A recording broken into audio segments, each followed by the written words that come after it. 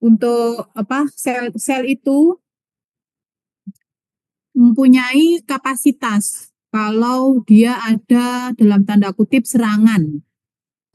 Kapasitasnya itu adalah bisa dibilang dua indikator, yaitu seberapa besar, yang kedua adalah seberapa lama. Jadi katakanlah, dan nggak mungkin sel itu masing-masing ya, karena pasti membentuk suatu jaringan.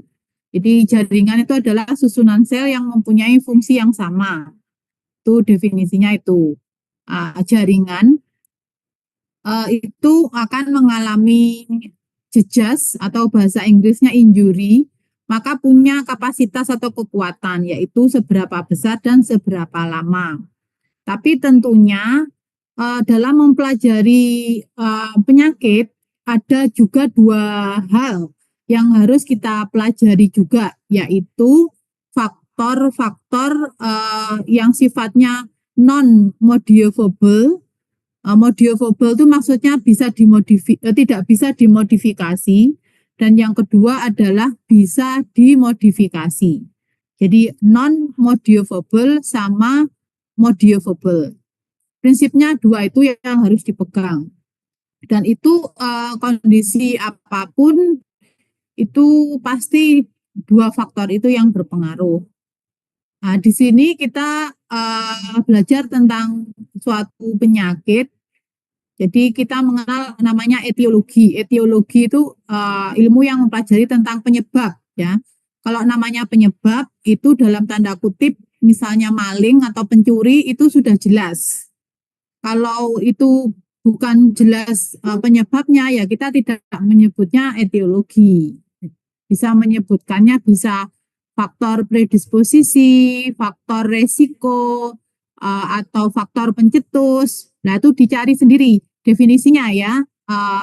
Jadi ada etiologi, ada faktor resiko, ada faktor pencetus, ada faktor predisposisi. Itu nanti biasanya kalau ujian gitu ya, entah itu ujian akhir blok atau USC begitu, itu akan bisa ditanyakan beberapa faktor tersebut. Jadi di sini etiologi berarti penyebabnya jelas. Bisa dari toksin.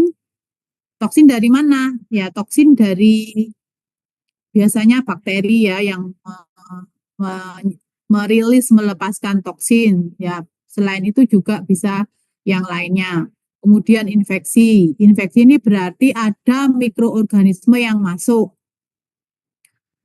Entah bakteri, virus, jamur, parasit ya.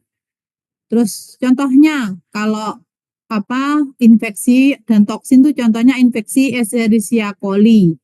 Bakteri Escherichia coli. Dia kan normal flora yang ada di usus kita. Itu contoh penyakitnya. Kemudian bisa juga karena abnormalitas imunologi. Dan itu juga banyak kasusnya ya. Kemudian penyakit yang diturunkan secara genetik ya, abnormalitas genetik. Baik itu yang diturunkan ataupun yang didapat. Yang inherited itu diturunkan, yang acquired itu didapat. Bedanya apa? Ya, kalau inherited itu berarti dari orang tua. Orang tua menurunkan abnormalitas gen. Ya kasusnya banyak ya, misalnya kayak misalnya gen pengkode ini terjadinya penyakit diabetes mellitus tipe 2 misalnya. Itu diturunkan dari orang tua ke anak. Kemudian ada juga yang didapat. Didapat ini berarti bukan dari orang tua, tapi memang dari individunya tersebut. Misalnya karena ada mutasi ya, misalnya karena infeksi virus, kemudian menyebabkan mutasi sel, kemudian selnya mengalami abnormalitas gen. Selain itu juga bisa karena ketidakseimbangan nutrisi serta trauma. Trauma nih maksudnya ada bisa trauma fisik ya, misalnya kecelakaan, jatuh, bisa juga misalnya trauma yang sifatnya psikis, atau misalnya keracunan ya. Jadi di situ ada entah logam dan sebagainya seperti itu. Kemudian di situ akan muncul patogenesis mekanisme penyakit, di mana di situ terjadi perubahan biokemikal sama perubahan struktur. Nanti gambaran grafiknya ada ya terkait mekanismenya itu. Kemudian menyebabkan adanya abnormalitas baik itu molekuler, fungsional, dan morfologi. Morfologi itu bentuk. Jadi struktur molekulnya, fungsinya, bentuknya mengalami abnormalitas ya pada sel dan jaringan. Baru kemudian muncul tanda ya, sign and symptoms penyakit. Jadi manakala kita sakit, misalnya flu gitu ya, terus demam, hidung keluar ingus, batuk. Nah, di situ sudah terjadi abnormalitas molekul, fungsi, dan morfologi dari jaringan. Kalau sudah muncul gejala itu, ya tinggal nanti apa jenis penyakitnya, apakah infeksi, apakah kanker, ataukah penyakit degeneratif misalnya. Kemudian tadi sudah saya sampaikan bahwa sel itu memberi respon injury itu ada dua hal, yaitu seberapa berat dan seberapa lama. Maka di sini kita mengenal apabila sel itu mengalami injury, dia ada kapasitas reversible. Reversible itu maksudnya bisa kembali seperti semula. Jadi jejas yang bisa menyebabkan sel kembali seperti semula. Tapi kalau kemudian irreversible, jejasnya itu irreversible, maka sel itu tidak bisa kembali seperti semula. Maka di sini nasib dari sel adalah pilihannya dua, yaitu nekrosis atau apoptosis. Nah ini kalau reversible injury, kemudian injurinya severe, berat, dan progresif. Progresif itu dalam waktu cepat gitu ya, maka akan menyebabkan irreversible injury sehingga mengalami kematian sel, di mana selnya matinya bisa nekrosis, bisa pula apoptosis. Kalau saya mudahnya mengingatnya ya, kalau apoptosis itu adalah husnul khotimah, kalau nekrosis itu adalah su'ul khotimah. Yang bagus berarti yang mana? Yang apoptosis. Yang apoptosis, karena husnul khotimah. Gitu ya cara mengingatnya ya. Kenapa ya? Karena apoptosis itu adalah program cell death, kematian sel yang terprogram. Nah, kematian sel yang terprogram tuh ya berarti dia ya mati-mati aja, nggak menimbulkan kerusakan terhadap baik diri ataupun lingkungan. Beda dengan nekrosis. Nanti ada materi sendiri terkait kematian sel ini ya. Ini contohnya sel ya. Kemudian ini organela, ini inti sel, ini endoplasmic reticulum. Kemudian ini mitokondria, lisosom ya. Terus kemudian kena injury itu mengalami perubahan ya, dari membran sel mengalami bengkak ya, blebbing. Kemudian struktur organelanya tuh mengalami pembengkakan juga ya, endoplasmic reticulum, mitokondria. Terus kalau kemudian terus-menerus injurinya progresif, kemudian selnya akan mengalami nekrosis. Jadi hancur gini ya. Nah, ini nekrosis. Kalau apoptosis tuh enggak. Dan ini adalah grafik di mana sumbu X adalah menunjukkan lama dari jejasnya, kemudian sumbu Y menunjukkan efeknya. Jadi awal mula jejas itu yang mengalami perubahan pertama adalah fungsi sel. Jadi bukan struktur ya, fungsi sudah mengalami perubahan. Baru kemudian ini ada garis putus-putus, itu adalah menunjukkan threshold atau batas. batas di mana apakah injury itu reversible atau irreversible. Kalau terus-menerus injurinya ya, ini sumbu X-nya kan lanjut nih, maka dia akan mengalami irreversible injury, mengalami kematian, selnya yang garis biru ini, kemudian oranye itu terjadi perubahan ultrastruktural, kemudian yang ungu, yang hijau itu adalah perubahan struktur yang nampak dengan mikroskop cahaya. Baru grossnya atau makrosnya yang tampak dengan mata telanjang ya, kasat mata itu grafik yang warna ungu ini, gross morphologic changes.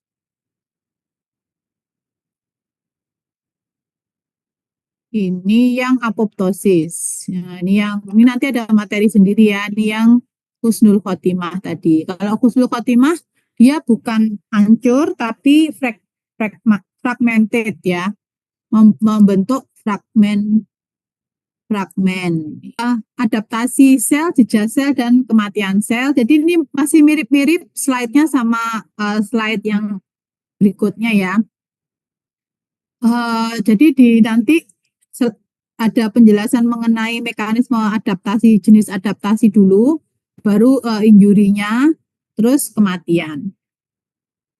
Ini nanti kasus-kasus ini akan banyak kita jumpai di laboratorium ilmu penyakit bedah ya. Selain itu juga di ginekologi ya, kalau itu pada sistem reproduksi pada wanita, atau urologi itu pada sistem reproduksi pada pria. Ya, jadi kita kalau dokter itu spesialis itu ada dua jenis, spesialis dengan pisau dan spesialis non pisau ya, knife itu ya, pisau. Kalau bedah, kemudian urologi, kemudian ginekologi, THT, ya itu disebut juga dengan spesialis yang menggunakan pisau. Karena beberapa tindakannya memang operasi ya. Kalau yang non pisau itu seperti penyakit dalam, neurologi, ilmu penyakit anak, ya itu non pisau karena dia memberikan tindakan pada pasiennya tidak menggunakan operasi gitu. Jadi kalau kasus-kasus tumor ini ya atrofi, hipertrofi, hiperplasi, metaplasi itu nanti tindakannya ke yang dengan pisau pada umumnya ya. Tapi kalau misalnya hiperplasia misalnya pada sel darah itu nanti masuknya ke penyakit dalam ya. Misalnya leukemi, apalagi ya, talasemi misalnya. Terus kemudian jejak sel itu reversible, irreversible sudah kematian, nekrosis, apoptosis. Oke. Jadi adaptasi dari sel itu adalah respon normal dari sel bila ada jejas atau injury. Itu memang fisiologinya seperti itu. Tapi bila terjadi perubahan yang sifatnya untuk menyesuaikan dengan lingkungan agar bisa bertahan hidup sesuai dengan lingkungan, itu yang akhirnya menyebabkan kondisi patologis. Jadi tidak fisiologi ya, penyakit.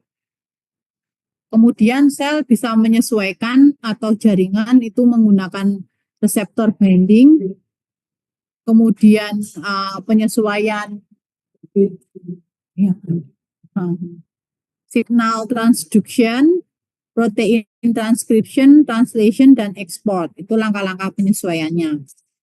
Atrofi. Kalian pernah lihat teman atau anak yang kakinya kecil sebelah, terus nggak bisa jalan? Pernah lihat nggak?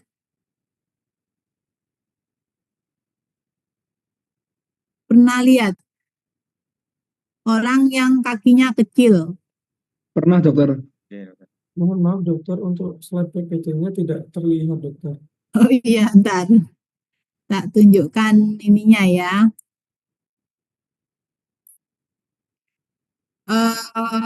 Kalian pernah tahu penyakit polio? Bukan ukuran kertas ya. polio. Bukan folio ya, polio. Nah lihat. Iya, dokter. Nah, ini contohnya ya. Ini kasihan nih sampai dua kakinya ya. Wait a moment. Ini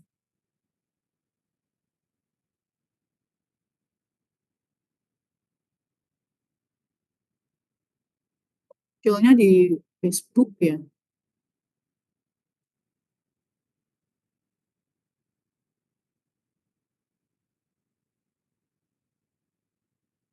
Jadi ini namanya layuh atau flaxseed.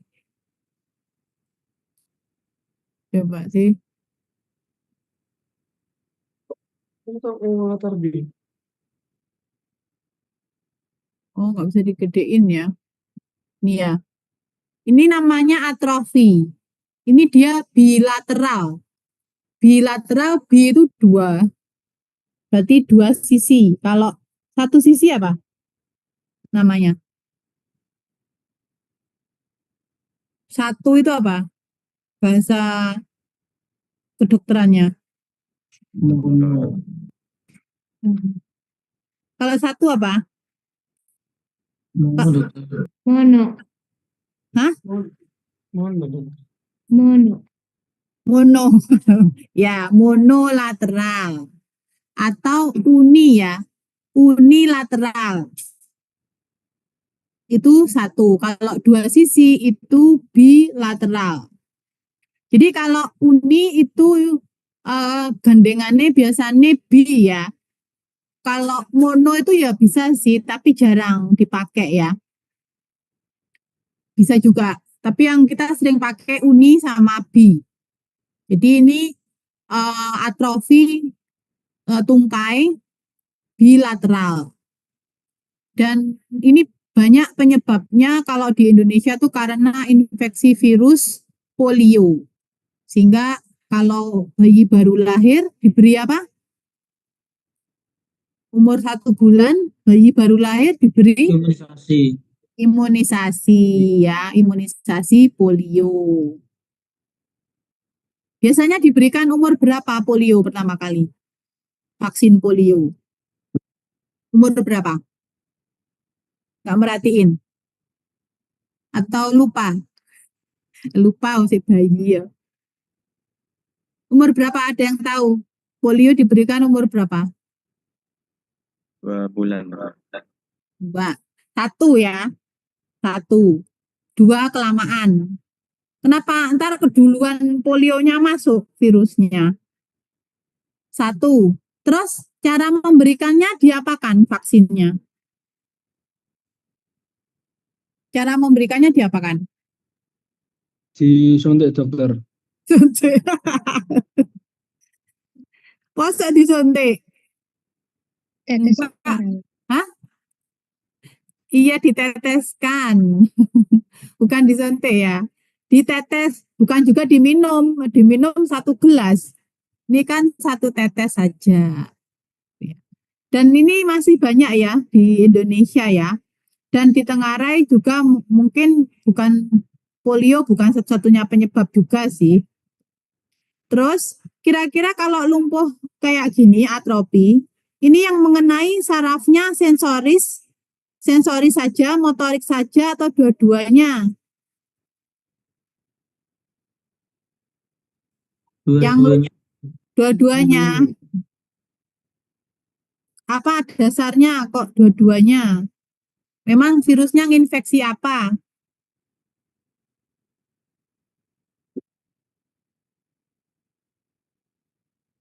Virusnya nginfeksi apa kok bisa lumpuh? Muskular. Apa?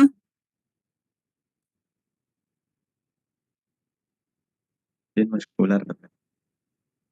Vaskuler, Muskular. Otot. muskular ya. Kalau muskular tuh berarti motorik atau sensorik? Motorik. Ya, motorik. kalau ya jadi dasarnya tuh dari sini ya. Bentar. Jadi virus polio itu menginfeksi apa apa ini namanya vertebra lah apa sih namanya? Aku kok ngeblank ya. Kolumna vertebra. Kolumna vertebra itu apa? Saraf di tulang belakang. Coba bisa diraba masing-masing ya, tulang belakangmu ya. Itu isinya apa itu? Tulang belakangmu isinya apa?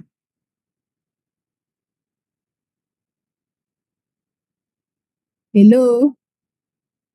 Tulang belakangmu isinya apa? Lu gak ngerti? Jam-jam.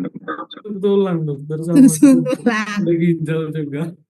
Sum-sum tulang itu kalau di tengahnya.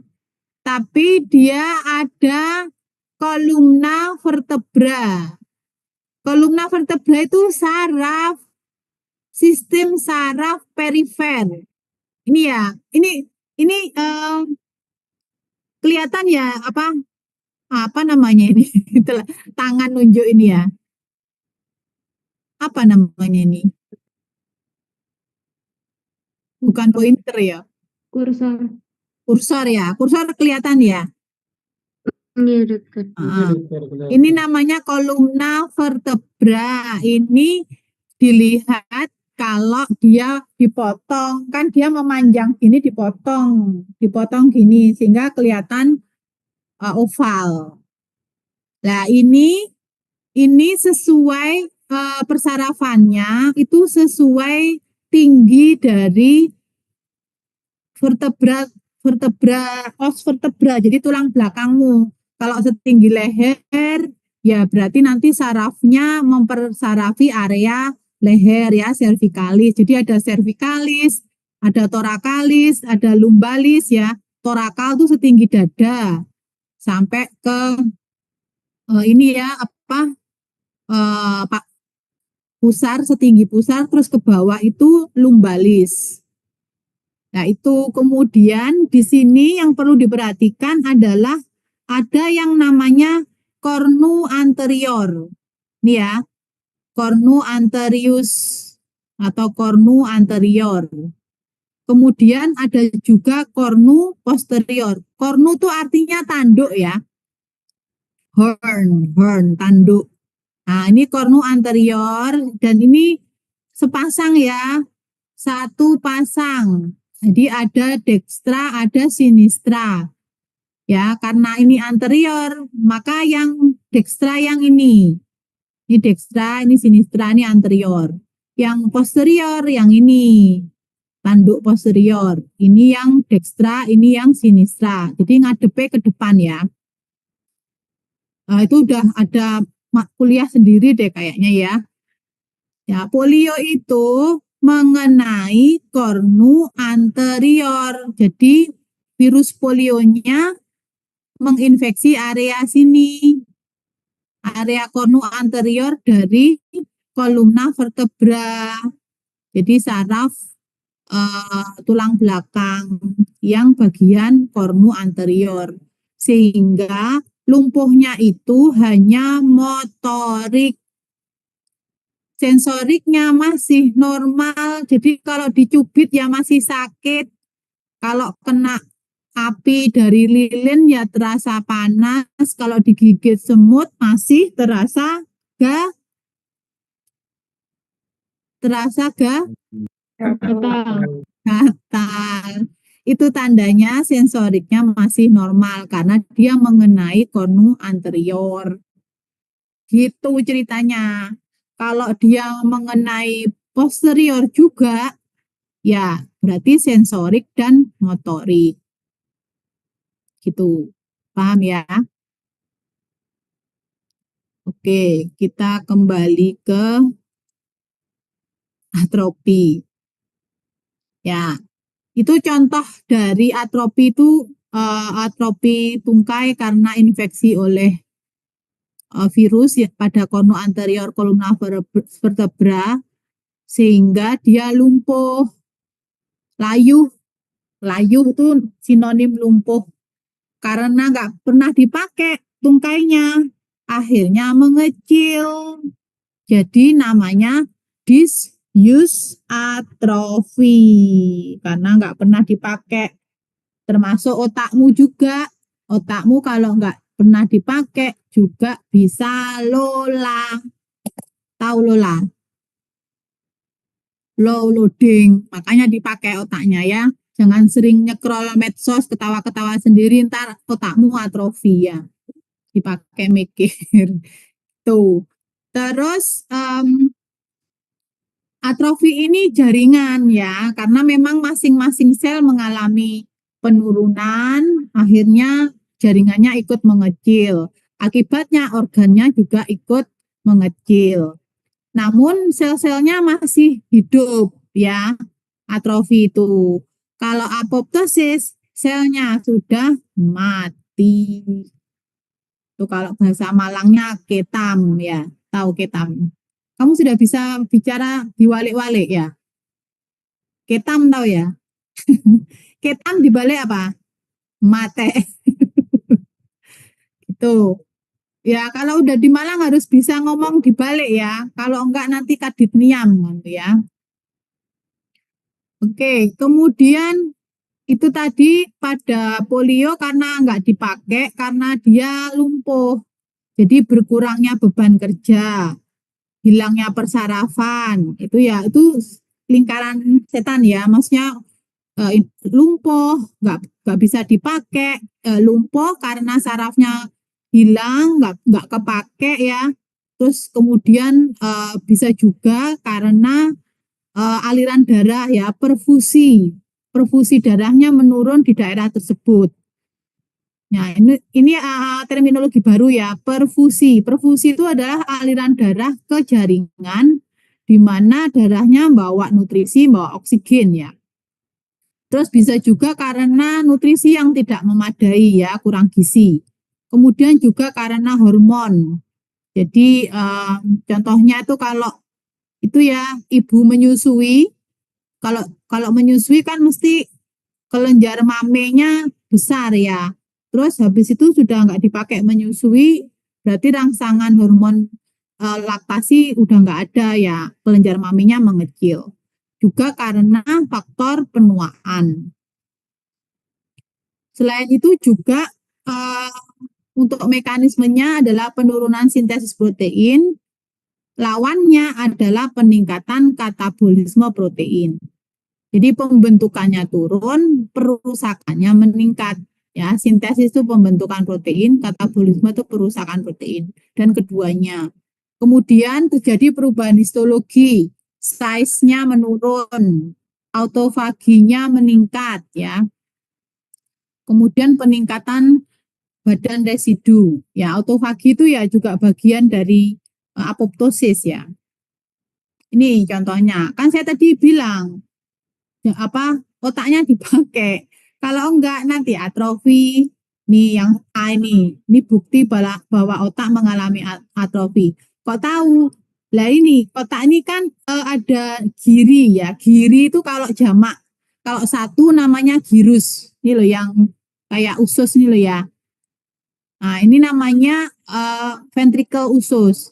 Nah, ventricle usus ini di antara ventricle ini ada namanya celah. Ini namanya giri. Kalau banyak giri, kalau satu girus. Nah, girusnya atau girinya ini lebar. Ini artinya ventrikelnya mengalami atrofi. Ininya juga longgar ya. Beda sama yang ini. Yang ini girinya kecil, celahnya. Ini contohnya yang atrofi. Ini organ apa nih? Ginjal dokter. Ginjal. Kalau ginjalnya ada dua, ginjal ya. Ginjal ada dua. Jadi ini dihubungkan oleh arteri renalis ya, arteri ginjal, arteri renalis. Kemudian ini dia terhubung ke aorta ya, aorta abdominalis. Nah, ini ginjalnya tidak simetris atau asimetri. Jadi yang ini yang left side ya, ini dikatakan left side itu normal, yang right side itu mengalami atrofi. Itu grossnya, ini yang mikrosnya, tapi ini contohnya adalah otot skeletal. Otot skeletal ya kita jumpai misalnya pada lengan ya, pada betis ya, gastrocnemius itu otot-otot skeletal. Ini satu sel digambarkan dengan inti sel satu ya, membran, kemudian ada inti sel. Nah, ini dia mengalami atrofi. Sehingga ini ya, yang warna putih terang itu celahnya besar. Karena individu selnya mengalami atrofi.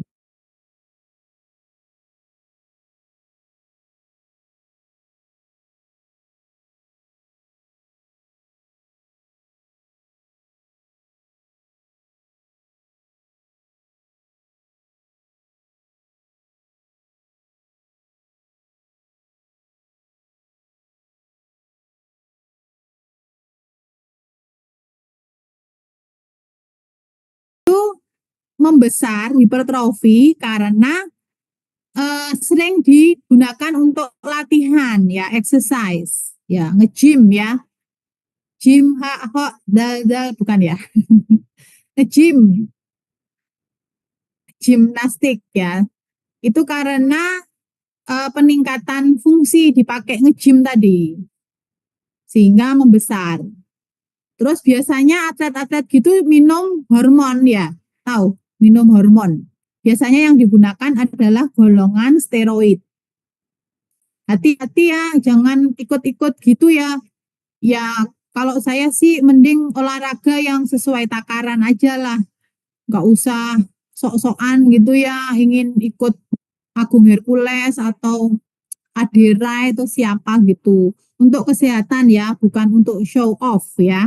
Atau bahkan sampai minum-minum apa tuh obat-obatan nggak jelas tuh, hati-hati ya, yang biasa aja.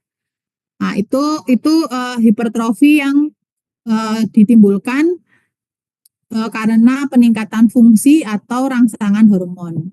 Dan di sini terjadi peningkatan sintesa protein ya dari interaksi hormon dan inti DNA, dan tentunya peningkatan organela sel. Nah ini jadi hipertrofi itu sering didapatkan pada atlet-atlet ya karena latihan, termasuk jantung. Jantung itu, jantung atlet sama jantung orang non-atlet itu ukurannya lebih besar jantung seorang atlet karena memang sering dipakai latihan. Ya, misalnya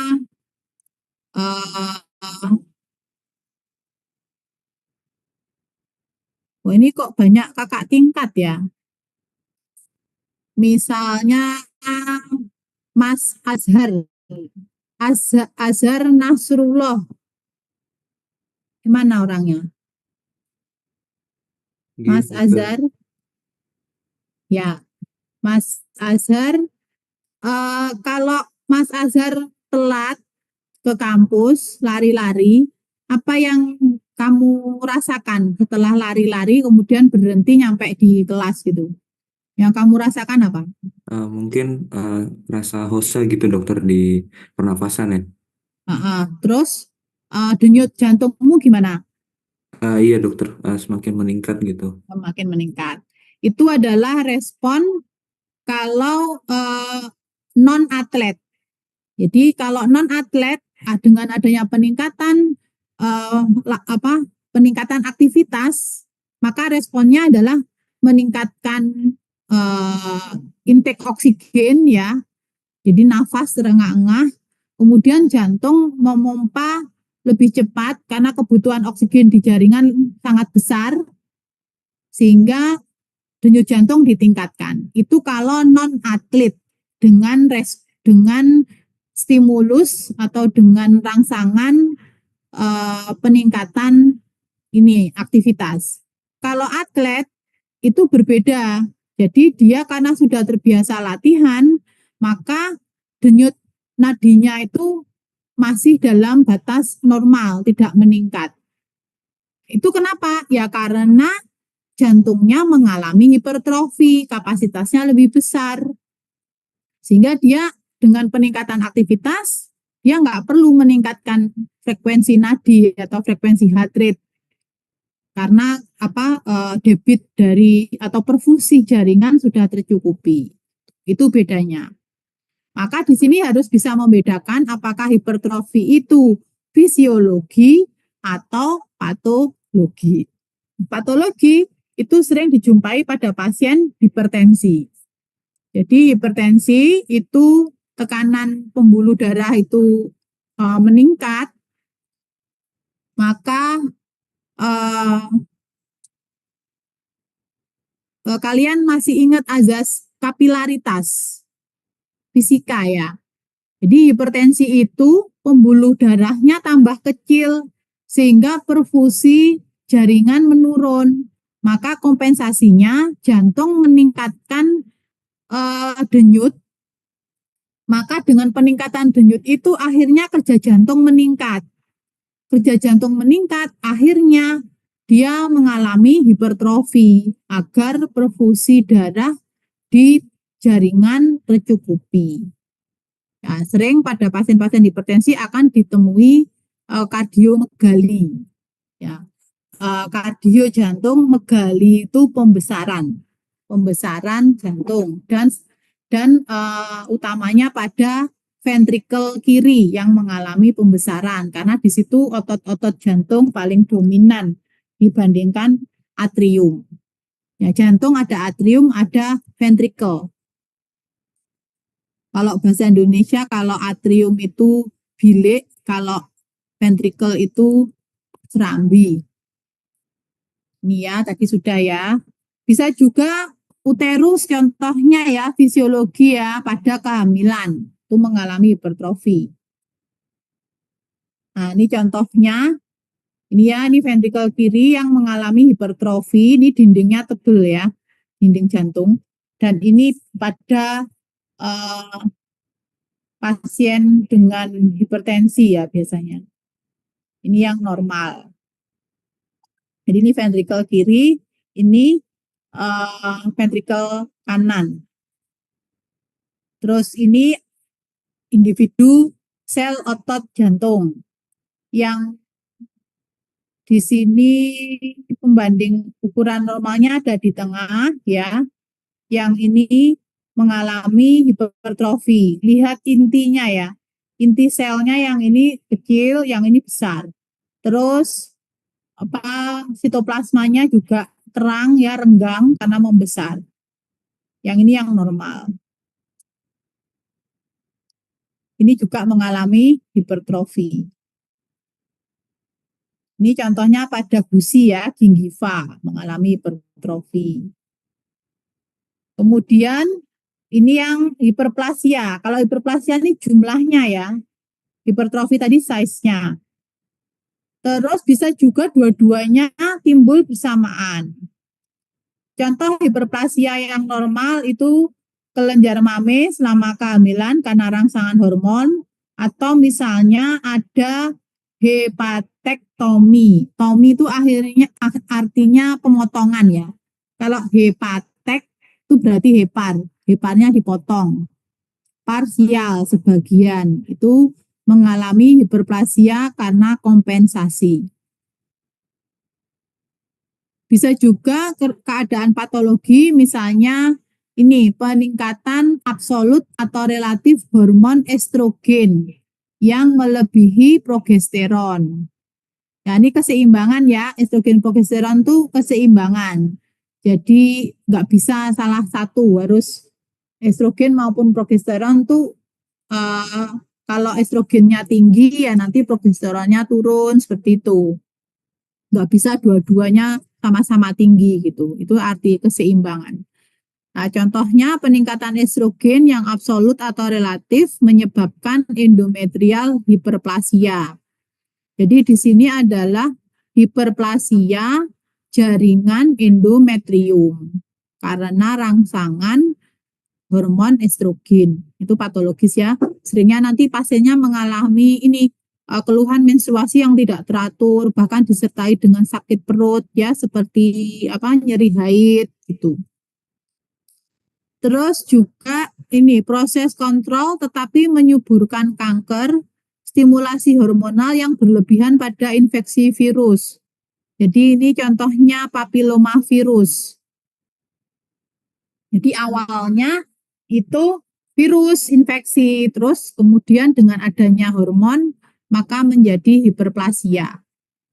Sehingga beberapa kondisi, misalnya dua keadaan bersamaan ya, misalnya ibunya hamil, terus dia sakit kanker serviks misalnya, atau kanker nasofaring gitu. Maka menurutmu gimana? Hamilnya diteruskan atau dihentikan, atau terapi kankernya diteruskan atau dihentikan? Yang mana? Pilihannya yang mana? Mbak Zalsabila. Mana? Mbak Zalsabila. Pilihannya apa, Mbak? Kalau misalnya hamil, dia sakit kanker gitu. Dipertahankan dua-duanya atau pilih salah satu? Salah satu. Pilih salah satu. Yang mana? Hamilnya atau kankernya? Hamilnya dok. Hamilnya. Ya, jadi kalau kita menjumpai pasien hamil masih awal-awal gitu ya, awal-awal kehamilan gitu, 4 minggu misalnya ya, maka pilihannya adalah menggugurkan kandungan. Karena dengan keberadaan kehamilan itu memperparah kondisi kanker. Pada umumnya demikian. Pun kalau dipertahankan, biasanya nanti bayinya juga nggak sehat ya. Dan ibunya tentunya juga tambah parah ya. Itu adalah istilahnya diizinkan ya, kalau memang digugurkan tuh diizinkan secara medis karena dua keadaan itu tidak bisa bersama-sama ada gitu. Pasti nanti ya tentunya ibunya meninggal karena dengan hamil itu menyuburkan atau stimulasi hormonalnya semakin meningkatkan kankernya, dalam tanda kutip menyuburkan kankernya. Jadi memperparah kanker. Ya, ini pada prostat. Ini ya, ini kelenjar prostat. Ini yang vesika urinarianya ya. Jadi ini juga banyak dijumpai pada laki-laki ya. Utamanya untuk kasus tumor itu kalau di atas usia 40 tahun, maka kecurigaan pertama kita adalah suatu kanker. Jadi umur 40 tahun ke atas ada masa. Maka yang kita perlu pikirkan pertama ini kanker atau bukan, gitu ya. Nah, kalau pada laki-laki prostat ini banyak kasusnya. Dan kecurigaan pertama kita adalah ini kanker prostat atau bukan, gitu ya. Nah, ini pada namanya nodular prostat hiperplasia. Itu nama patologi. Kalau nama dokter bedah biasanya menyebutnya BPH ya, benign prostate hyperplasia. Ini pasien datang dengan keluhan umumnya adalah tidak bisa kencing, ya, kesulitan buang air kecil. Kesulitannya itu bisa berupa mau kencing itu sulit sekali, terus udah kencing berasa masih ada air kencingnya gitu ya. Seperti itu, dan itu kronis. Kenapa keluhannya adalah kesulitan BAK?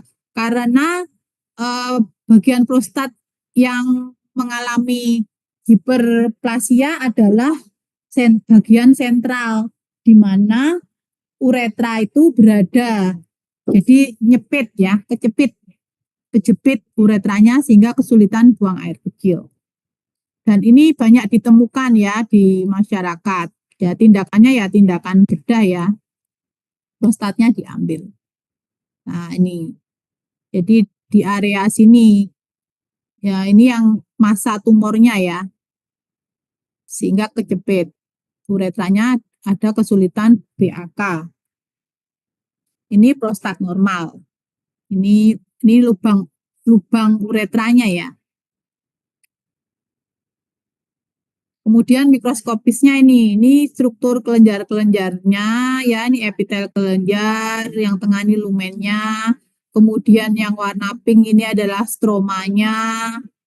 Nah, ini mengalami hiperplasia, baik itu kelenjarnya maupun stromanya.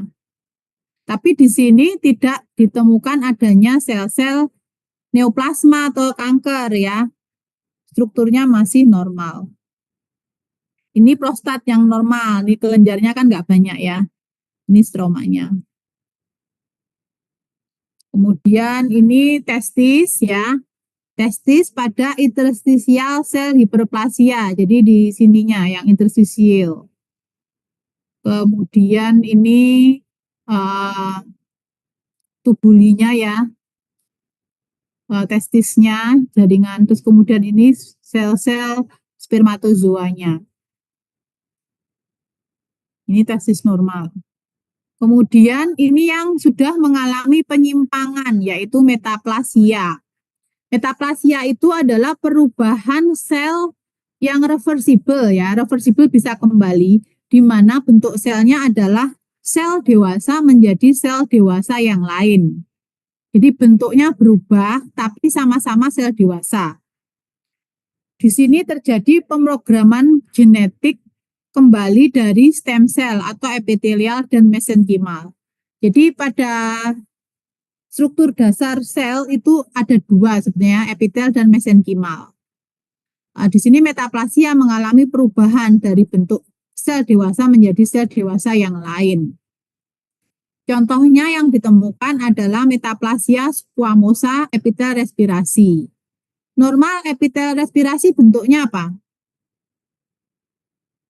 Bentuk dari sel epitel respirasi apa normalnya?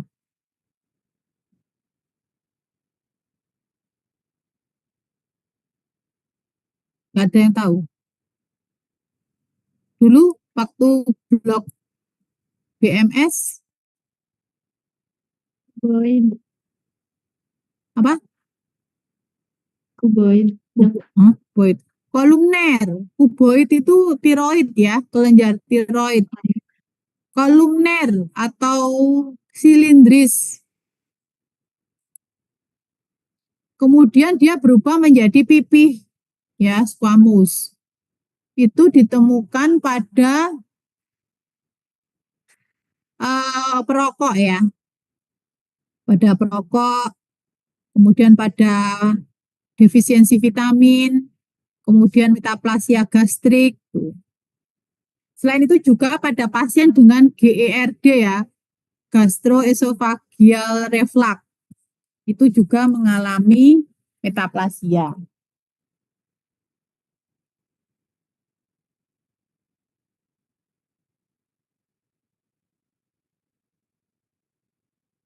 Kemudian metaplasia mesenkimal, itu tadi yang epitel ya, itu tak jelas merupakan reaksi adaptasi. Itu contohnya transformasi fibroblas menjadi osteoblas atau kondroblas. Kalau nama blas itu berarti imatur ya, selnya belum dewasa. Jadi osteo itu sel tulang, jadi sel tulang muda. Kalau kondroblas sel tulang rawan muda.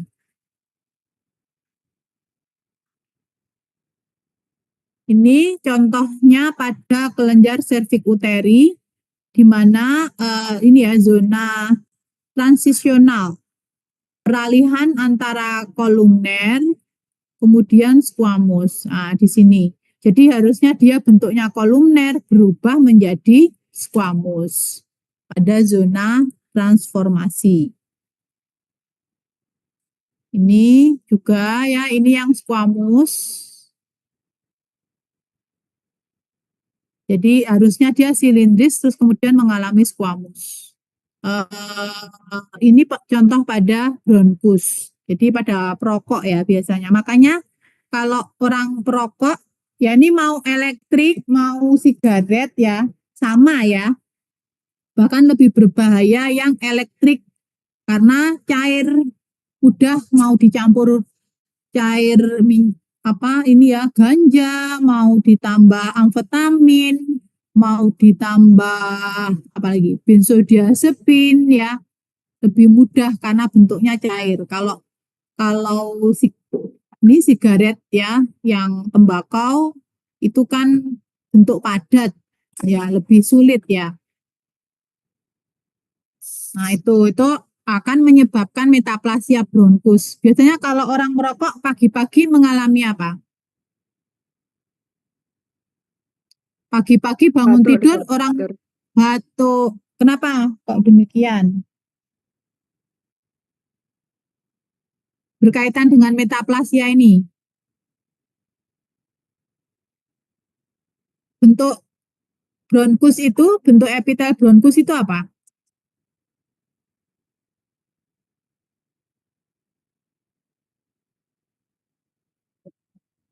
Tapi enggak bang,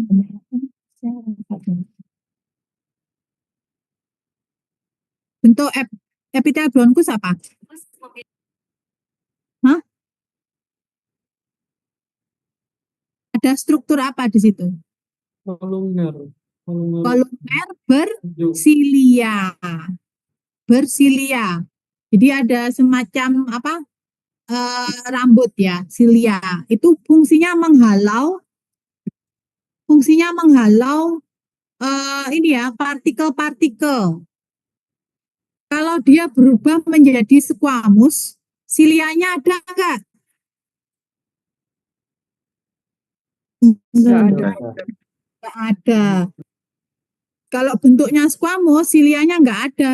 Sehingga kalau ada partikel, ya bablas masuk ke paru. Sehingga kalau pagi, kalau ada silia, itu kan harusnya dia dihalau keluar. Nah, itu udah numpuk di dalam, sehingga pada saat pagi memberikan respon untuk dikeluarkan partikel-partikelnya itu. Makanya orangnya batuk-batuk. Itu ya, makanya ya tinggal bilang, wes lanjutkan rokokmu ditambah gitu ya. Kalau pakai elektrik tambahi, tuh ada ganja. Enggak ketangkep gitu ya. Terakhir-terakhir ya ketam ya. Wassalam gitu ya.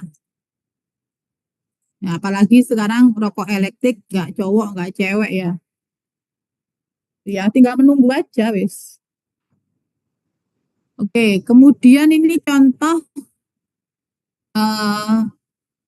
pada jantung ya, pada organ jantung. Ya tadi hipertrofi ya.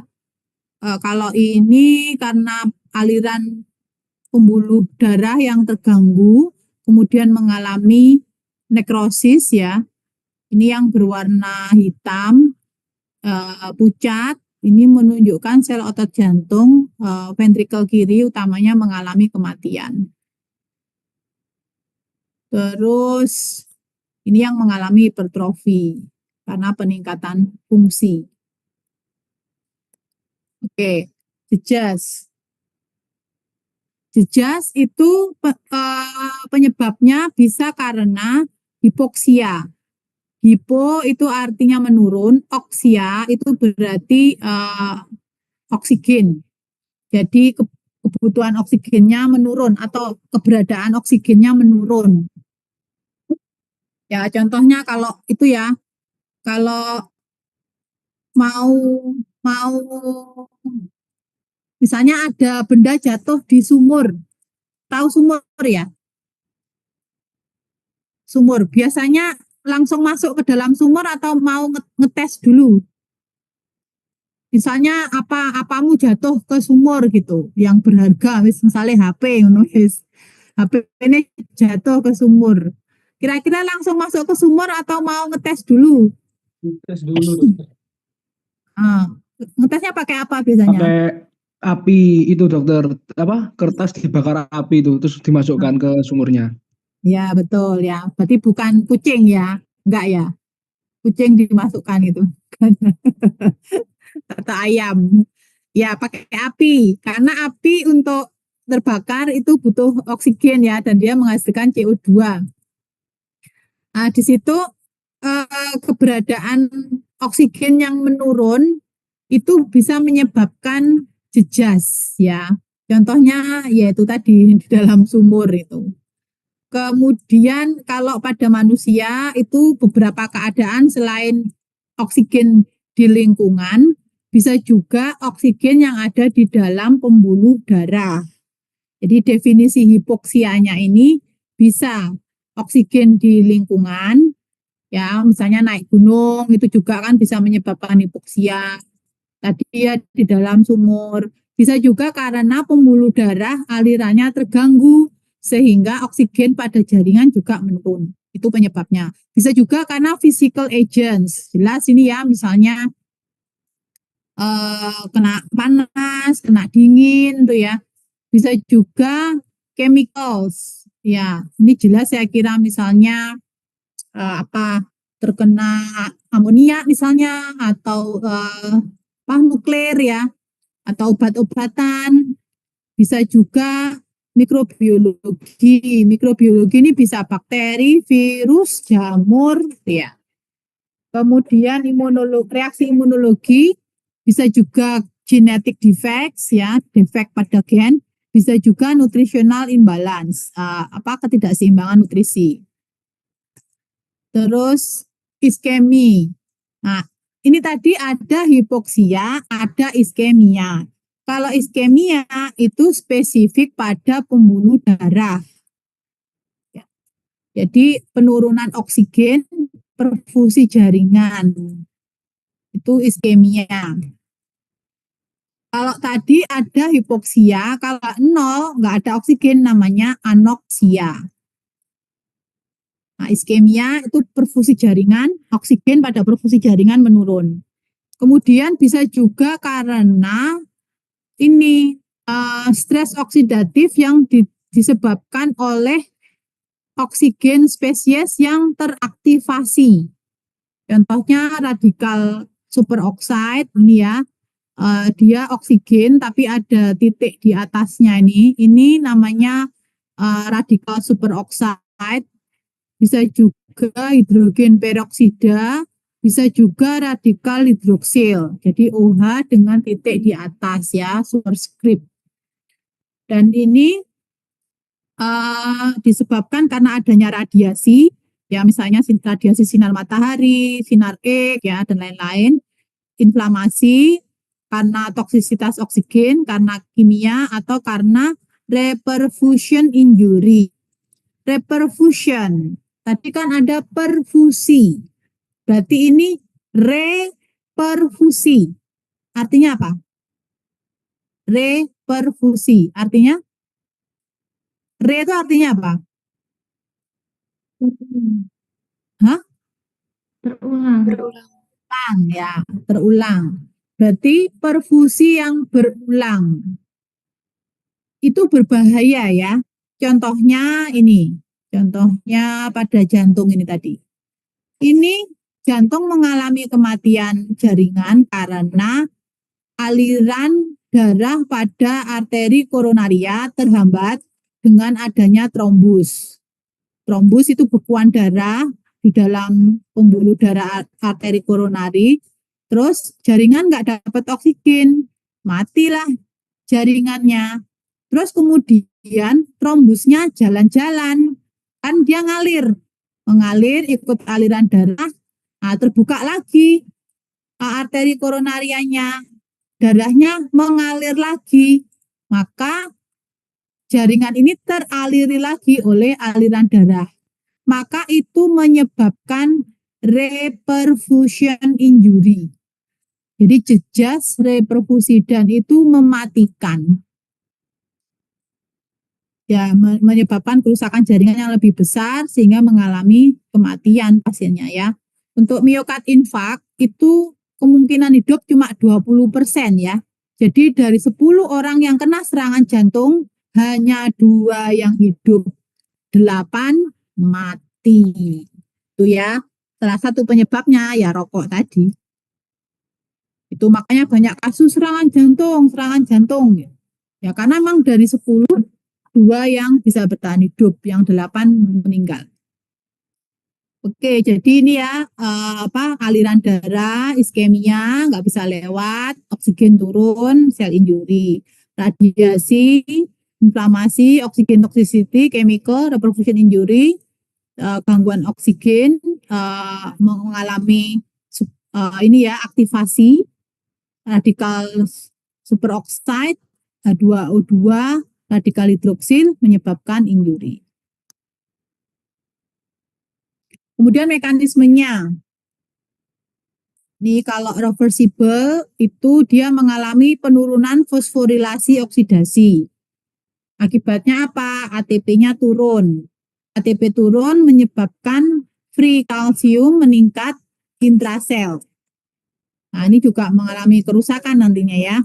Terus selnya penurunan aktivitas dari pompa natrium atau sodium menyebabkan penimbunan intrasel natrium, kemudian peningkatan tekanan isosmose dari air mengalami pembengkakan, kemudian sodium dan kalium itu keseimbangan ya.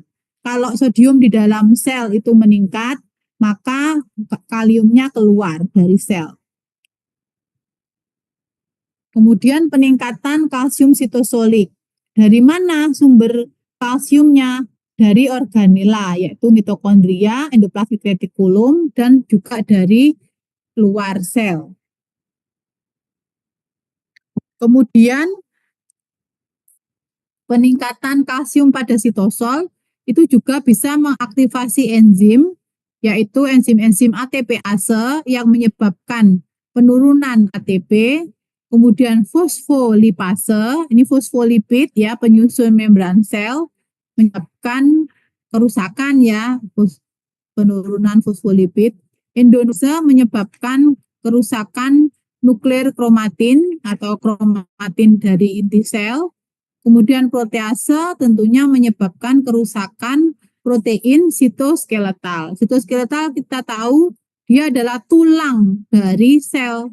Kalau sitoskeletalnya rusak ya selnya hancur ya. Ini sudah ada di buku Robin ya. Kalau baca Robin itu udah ada narasinya gitu. Jadi ini prinsip dari kerusakan sel karena enzimatik, aktivasi enzim. Kemudian bisa juga karena glikolisis anaerob yang tidak menggunakan oksigen. Dan ini mekanismenya adalah penurunan glikogen, akumulasi asam laktat, akumulasi fosfat anorganik, dan penurunan pH. Terus bisa juga karena pengaruh pada ribosom, penurunan sintesis protein, kerusakan fungsi mitokondria, peningkatan permeabilitas membran. Jadi membran itu, membran sel, permeabilitasnya perlu dijaga ya. Kalau dia mengalami peningkatan, maka banyak substansi di luar sel itu masuk ke dalam sel. Sehingga ini mengalami kerusakan ya selnya. Terus skeleton, hilangnya mikrofili, terus bentukan gelembung di permukaan sel, terus termasuk juga organelanya mengalami pembengkakan. Terus juga mitokondria itu adalah paru-paru sel. Kalau dia mengalami perubahan ya, yang ditunjukkan dengan adanya vakuolisasi yang berat, peningkatan amorfos kalsium, itu juga bisa menyebabkan JAS yang sifatnya irreversible. Jadi kalau kerusakannya itu mengenai apa? Yang membawa nyawa ya. Intinya kalau manusia kena organ-organ yang membawa nyawa, apa saja misalnya? Organ yang membawa nyawa apa? Otak ya, jantung, paru. Nah itu.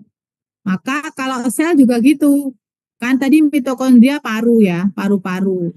Nah, kalau udah kena paru-paru sel, ya irreversible. Kemudian kerusakan ekstensif plasma membran. Nah ini pertahanan ya, sama kayak kalau tentara itu di daerah perbatasan. Kalau perbatasan rusak, ya berarti di dalam negeri hancur ya. Terus pembengkakan dari lisosom, kemudian kalsium. Kalsium ini juga eh, mineral ya, mineral yang konsentrasinya harus dijaga. Peningkatan kalsium di dalam sel itu akan menyebabkan kerusakan sel. Terus juga tentunya karena protein ya, kerusakan protein, katabolisme, kehilangan, terus koenzim, ribonukleik asid dan metabolit, terus boncoran dari enzim di dalam serum ya. Ini contohnya misalnya pankreatitis misalnya ya, pankreatitis menyebabkan enzim-enzim dari pankreas keluar ke dalam pembuluh darah, itu juga bisa menyebabkan kerusakan dan bahkan kematian. Terus jejas pada membran lisosom. Ya, lisosom ini dia barrier ya, dalam tanda kutip kalau ada kerusakan-kerusakan maka dibawa ke lisosom untuk dicerna gitu. Maka penghancuran kerusakan membran lisosom juga akan menyebabkan jejas irreversible. Kemudian influx, masuknya makromolekul dari interstisium. Terus kemudian ada struktur yang disebut dengan myelin figures atau word phospholipid mass. Jadi ini pada membran sel ya, makromolekul. Terus kemudian disfungsi mitokondria yang menetap sehingga menyebabkan fosforilase oksidatif dan pembentukan ATP itu hilang. Kemudian juga kerusakan membran sel. Dan tadi sudah saya sampaikan, sitoskeleton itu ibarat tulang dari sel. Kalau dia mengalami abnormalitas, maka ya menyebabkan kerusakan membran dan struktur selnya, mengalami pembengkakan. Terus juga membran sel itu terdiri atas lipid bilayer, 2 lapis lipid. Dengan kegagalan produksi lipid, itu juga akan menyebabkan kerusakan membran sel. Sehingga kalsium mengalami influx yang masif. Ini gambaran dari normal cell, reversible injury, dan irreversible injury. Itu perbedaannya.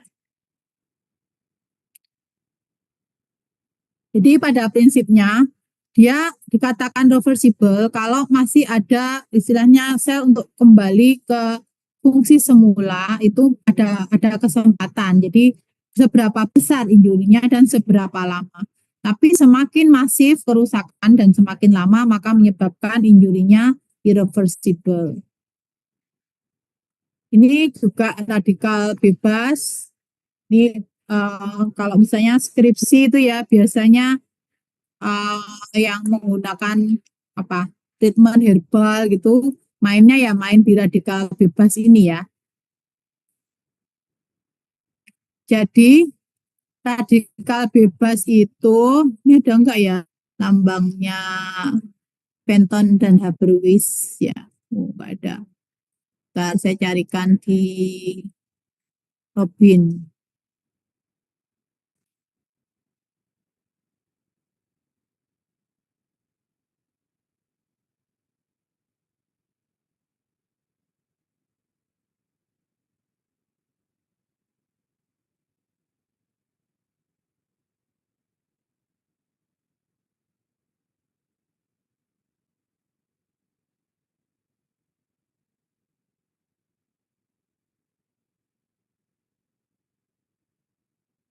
Ini di Robin halaman 44 ya. Jadi radikal bebas itu adalah proses fisiologis di dalam jaringan tubuh ya. Jadi ini pada mitokondria ya. Dengan adanya radiasi, toksin, reperfusi menyebabkan produksi ROS yang meningkat, di mana sumbernya ada superoxide radikal, kemudian dia bisa dikonversi menjadi H2O2 oleh superoxide dismutase ya, dismutase enzim SOD. Terus kalau misalnya tidak bisa dikonversi, tetap jumlahnya meningkat, dia menjadi hidrogen peroksida, dan ini dengan bantuan glutation peroksida dan katalase, dia akan berubah menjadi H2O. Namun bila enzim ini masih kurang, dia akan menjadi radikal hidroksil gitu. Di mana di situ nanti akan menimbulkan kerusakan berupa peroksidasi lipid ya. Jadi di sini adalah membran sel, lipid bilayer mengalami peroksidasi jadi rusak. Kemudian pada protein terjadi modifikasi protein, terjadi misfolding dan breakdown. Kemudian juga merusak DNA, terjadi mutasi. Itu adalah mekanisme radikal bebas. Dan prinsipnya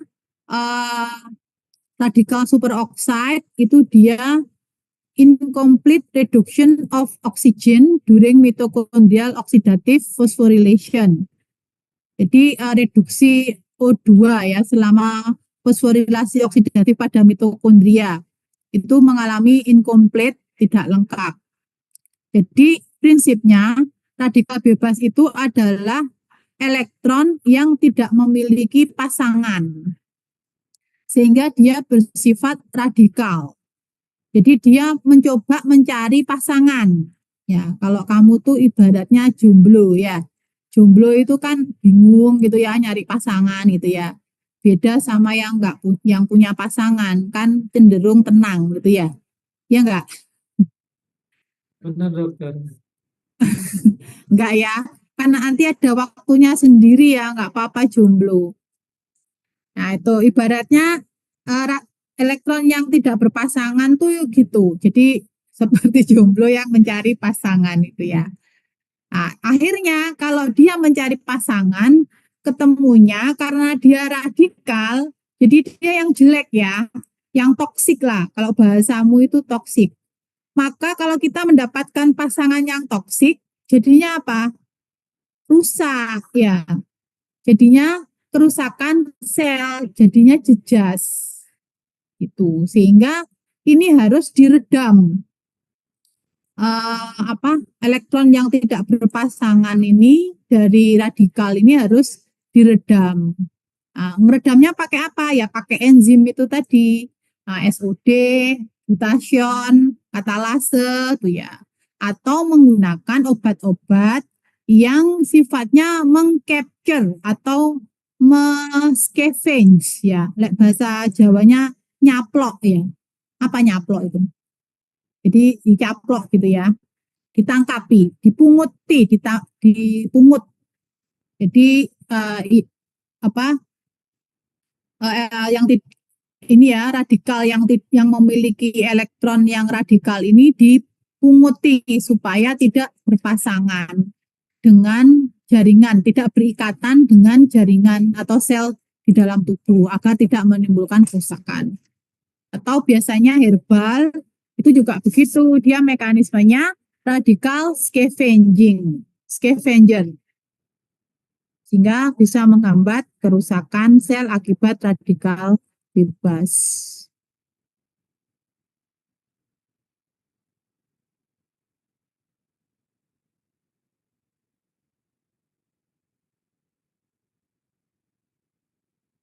Itu termasuk juga vitamin E itu juga bisa ya untuk menghambat radikal bebas. Kemudian karena kimia, ya ini contohnya pada merkuri ya. Loh.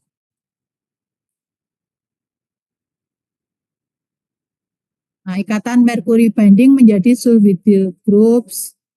Terus kalau kimia, jadi sering melibatkan hepar atau liver. Karena salah satu fungsi liver adalah memetabolisme. Ya apapun yang kita telan ya, yang masuk ke dalam tubuh itu di metabolisme di liver, sehingga indikatornya ini ya P40. Ini adanya kerusakan karena jejas kimia. Kemudian juga radikal bebas juga ikut, seringnya juga ini karbon tetraklorin ya, CCl4 diubah menjadi CCl3. Loh,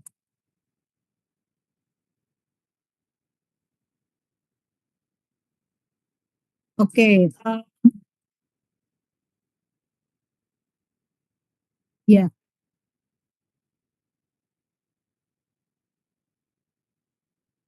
Kemudian yang materi berikutnya itu juga sama, saya spill. Yang saya kasih ke Mas Iya, Alhad, dokter. itu udah ada 4 file ya. Iya, dokter, sudah saya search. Nah, ini share belum? Oke.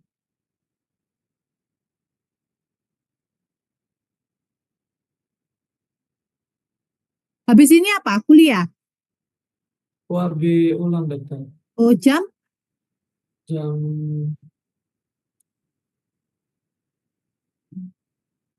Jam berapa? jam 10, dokter. Jam 10. Kuliah berikutnya injury, cell death, responsor, gangguan tisu repair ya. Gangguan tisu repair. Oke, ini kemudian pola jejas akut.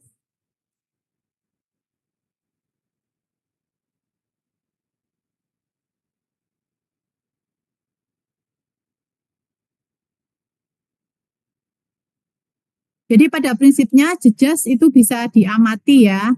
Tadi dengan mikroskop, dengan gross atau dengan penanda ya, biokimia. Oh, ini nekrosis tadi sudah. Ini gambaran kariolisis ya, lisis dari inti sel. Ini normal, nih pignotik, mengecil intinya.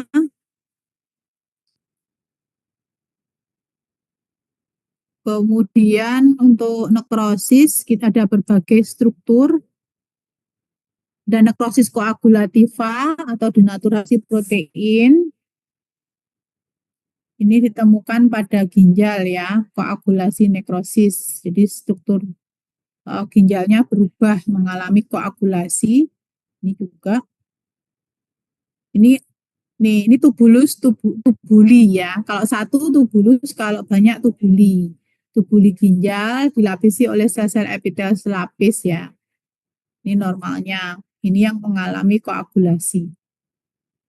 Ini juga sel otot jantung, di mana membrannya sudah struktur tidak jelas, inti nggak jelas ya.